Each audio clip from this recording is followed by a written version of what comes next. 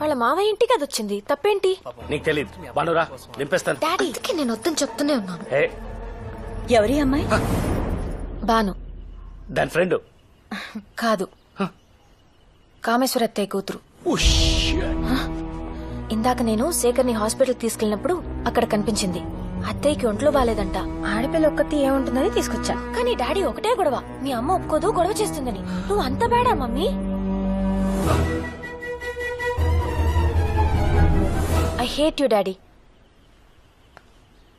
నేను మమ్మీ కూతుర్ని. డాడీ చెప్పినట్టు భానుని పంపేయాలా? ఎందుకు? లోపలికి పంపించు.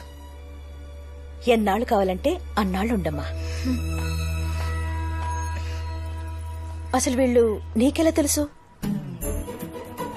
వాళ్ళకే నేను తెలుసంట. ఎందుకు తెలవదు?